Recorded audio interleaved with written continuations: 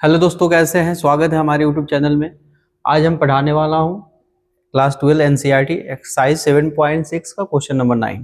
ठीक है। और जो जो हमारे चैनल को सब्सक्राइब नहीं किया है एमके मैथ क्लासेस को सब्सक्राइब कर ले और ज़्यादा से ज़्यादा हमारे वीडियो को शेयर करें। ठीक है, तो स्टार्ट करते हैं हम लोग क्वेश्चन नंबर 9 सॉल्व करना।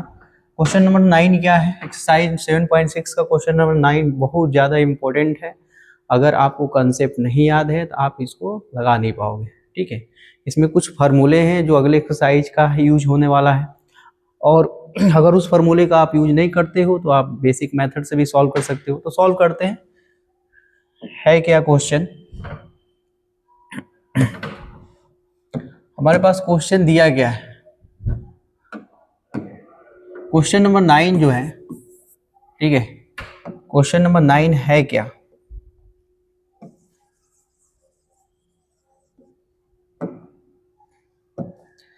क्वेश्चन नंबर 9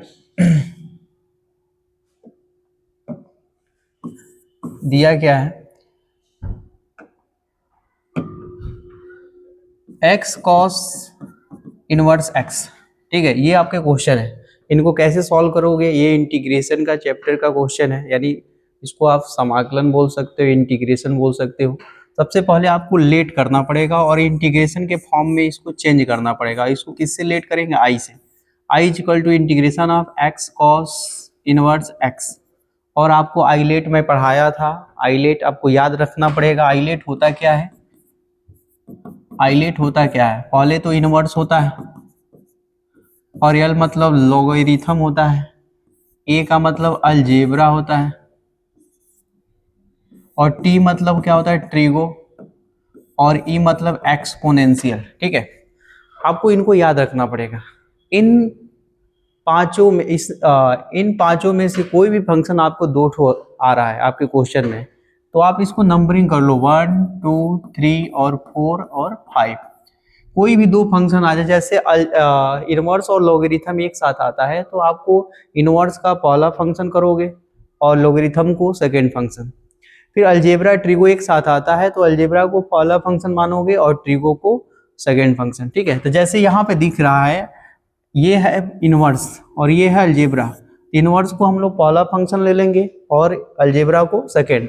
आइलेट के हिसाब से इनवर्स पहले आता है, अलजेब्रा बाद में आता है। ठीक है, इसको सॉल्व करते हैं। इसको सॉल्व कैसे करोगे? इंटीग्रेटिंग बाय पार्ट का यूज करोगे। आप सभी के बुक में या हर जगह पढ़ाया जाता है इंटीग्रेटिंग बाय पार्ट क्या होता है। इंटीग्रेटिंग बाय पार्ट एक रूल होता है, इंटीग्रेटिंग बाय पार्ट्स रूल।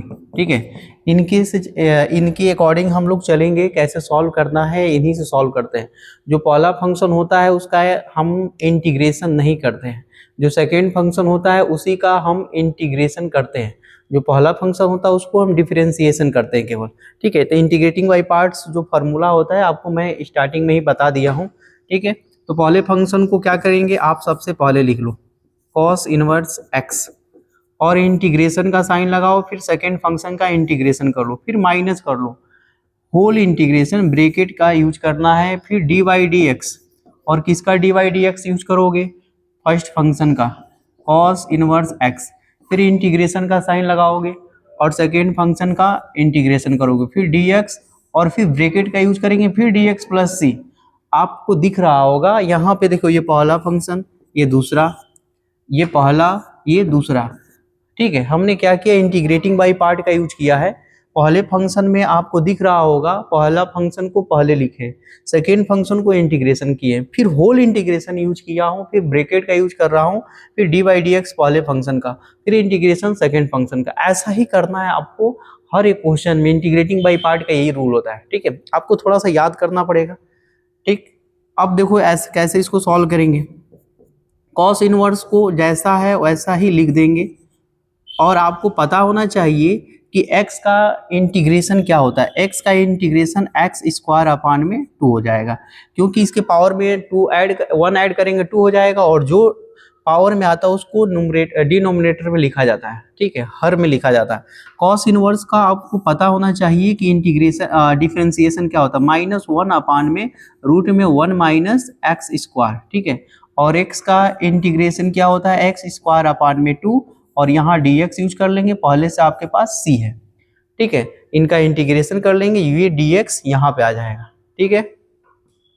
उसके बाद हम लोग क्या करेंगे, फिर हम लोग सॉल्व करेंगे, इसको सॉल्व करते रहेंगे, प्रोसेस ये चलता रहेगा। जैसे कि एक्स स्क्वायर बाई 2 को पहले लिख लेते हैं, एक्स स्क्वायर अपान में 2 और यहाँ पे हो जाएगा कॉस इनवर्स एक्स माइनस, ठीक है। ये 2 जो है ना पहले लिख लेते हैं, इस माइनस को आगे नहीं करना है, ठीक है। 2 को पहले लिख लेते हैं और integration of minus x square upon में root 1 minus x square into में dx प्लस में c एक कॉन्स्टेंट यूज करते हैं इंटीग्रेशन के टर्म में। उसके बाद हम लोग क्या करेंगे, i equal to X square upon में 2 कॉस इनवर्स x माइनस 1/2।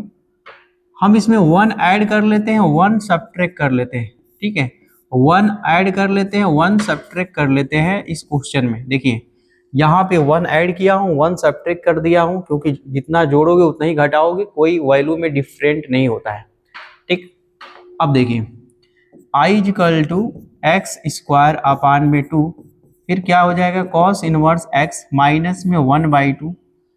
अब इन दोनों को ना हम लोग एक साथ ले लेते हैं, ठीक है। इन दोनों को एक साथ ले लेते हैं, 1 माइनस एक्स स्क्वायर अपान में रूट में 1 माइनस एक्स स्क्वायर, इनको अलग कर लेते हैं, माइनस 1 अपान रूट में 1 माइनस एक्स स्क्वायर, यहाँ पे dx प्लस में c, ठीक है, प्लस में c। देखते रहिए कैसे सॉल्व होता है, स्टेप बाय स्टेप हम सॉल्व कर रहे हैं, बस आप वीडियो स्किप मत कीजिएगा।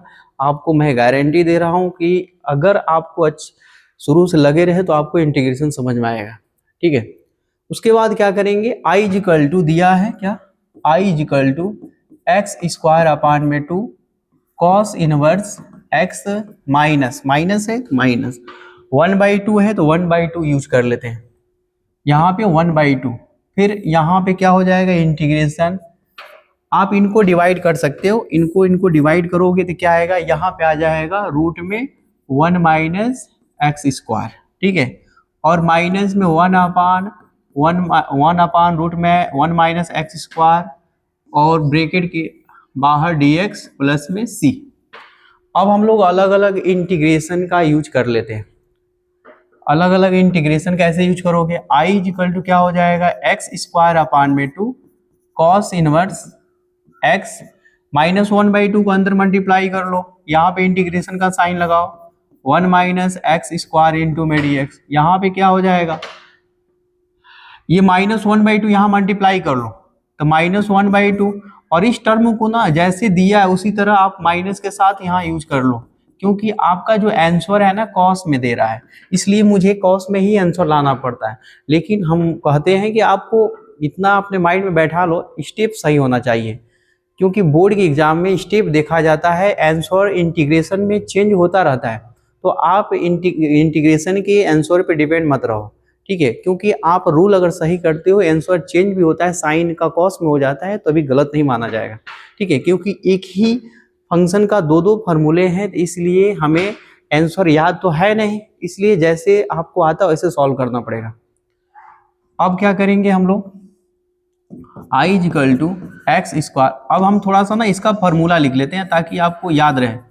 इनका फार्मूला मैं लिख लेता हूँ, इनका फार्मूला होता क्या है, इंटीग्रेशन ऑफ रूट में a square minus x square, जहां भी दिखे इसके फॉर्म में दिखेगा तो आपको क्या करना है, x अपान में 2 रूट में a square minus x square plus में ए स्क्वायर अपान 2, और यहाँ पे sine inverse x upon a।